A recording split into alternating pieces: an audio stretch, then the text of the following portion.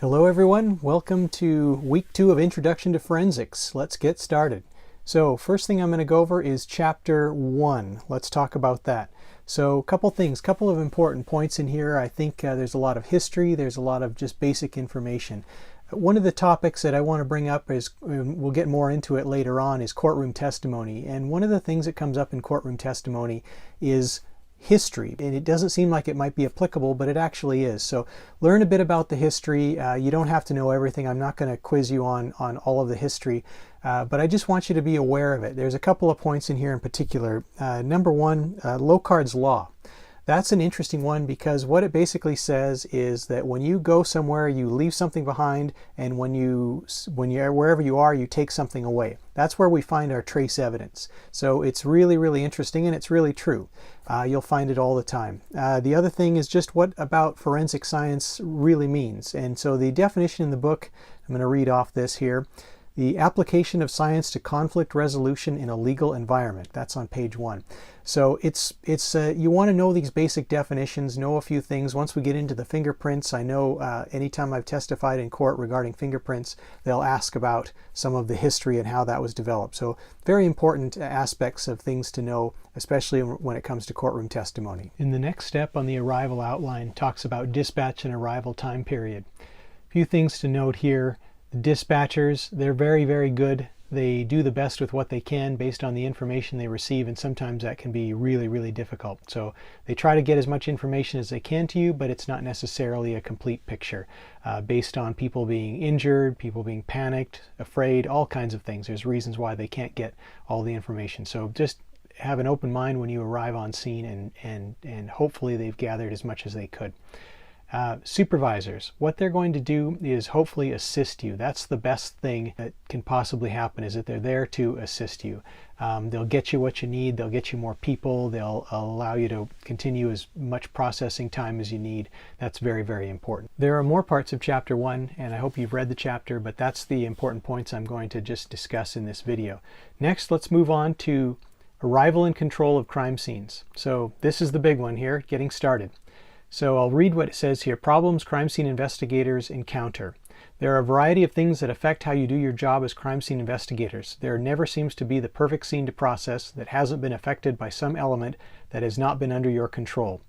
I'm going to stop there for a moment. That would include firefighters, medics, other officers who arrive ahead of you, because in regard to the priorities of life, evidence is way down at the bottom. If you think about the priorities of life, we have hostages, innocents, then officers, then suspects, then evidence. So we are way down at the bottom. So we just have to work with what we have and be happy with that, because it's still, we can get a lot of information from our scene, even though it potentially has been contaminated by others. So I'll continue. Once you are on scene, you gain control and maintain it. Sometimes the critical element is what is going on prior to your arrival.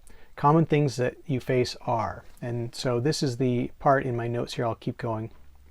Contamination of the scene, I just talked about that.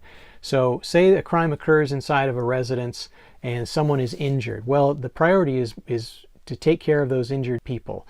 And so firefighters might be on scene, and when you know if firefighters show up, there's many of them who show up. Other officers are going to be there. They're going to be stepping on things. They're going to be leaving footprints behind. If there's blood or whatever, they could be walking through it. And so you have to be very careful later on when the scene is cold and you can process it, that you take into account that other officers and medics and firefighters might already have been on scene. Family members too could also be there. Your scene assessment, that's where the world slows down. You think about that and you go, okay, everything's cold here, the victim has been taken care of, the rest of the place has been cleared by officers to make sure nobody else is inside or injured or there's a suspect or anybody else. So then you step back and you may have to apply for a search warrant. And I won't talk about it too much here, but there's other chapters we'll talk about getting a search warrant. So you apply for a search warrant, say the search warrant is granted. It's not always the case, but most likely it'll be granted. And then you move on to your scene assessment. And that's where you and a second or third crime scene investigator will look at the scene, decide what needs to be done, kind of methodically start and work your way through it. And it may take at minimum hours. Most often it may take a full day, even multiple days if it's a big scene. So those are things to consider. Next item here, your tactical approach. Say you're the first on scene and you're thinking about, I'll give you an example of a body that was found. Where was that? That was in the north side of the city, but it was outside and it was in a homeless encampment. So on the approach to that, we had received a call from a person who said, hey, I think there's a body down here. And so when we arrived, we said, okay, well, there was a mud path. And if we'd have walked on the mud path, we would have eliminated any footprints that were there or anything like that. So we had to find another path to get in there. You want to think about those things. If you first, of course, you want to see if the person is still alive, but if you are quite certain that the person is deceased, or if you can see and it's obvious the person is deceased, then start thinking about protection of the scene. Scene management while you're processing. You are in control of that scene. You run that. Most likely, I know I have worked for people before who have come to me and asked me, higher ups have asked me what I needed. It's not so much that they're telling me what to do. I need to be the expert in this. And so as a crime scene investigator, you are the expert. You're running that scene. Distractions, phone calls, people curious, perhaps the press will be asking questions. That's all things that other people can deal with. You need to just focus on that scene and keep your mind clear and in focus on what's happening there. Changing elements. Okay, you're outside and there's blood on the ground and you need to collect it. Oh, and by the way, it's starting to rain and the rain is washing that away. You need to perhaps work a bit more quickly to photograph, to mark it, and to collect it, swab it, that type of thing. Very important. Deciding what to collect. Say, for example, not too long ago we had a deceased person in an RV. It appeared to belong to it was a homeless person that was living in it, so they had collected a lot of items along with, of course, with the body being in there. So we had to decide what to take from that RV, and so it's very careful. We worked in conjunction with the prosecutor to decide what to take, and it's very important to just get the relevant items. And then, of course, that goes hand in hand with the last item here, how much to collect.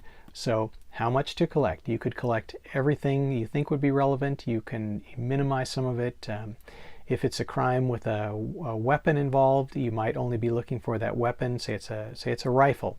You look for the rifle. You look for the ammunition. You look for documents, what's called dominion and control, saying who is in control of that residence. Okay, continuing here, we're looking at arrival and control of crime scenes. First arriving units. You need to know through training in your written procedures what to do when you first arrive. Number one, we talked about on the priorities of life is taking care of victims. That's your first priority. Even though we're police and we want to investigate crimes, the first priority is always going to be the victims. Crime scene investigators, awareness through training and written procedures. Be alert and aware upon arrival. Keep your eyes open. I would urge you to continue that through the whole process. Stop, look around, take a deep breath, think about the scene, and don't get focused on too many things down any pathways that might lead you astray. Stay focused.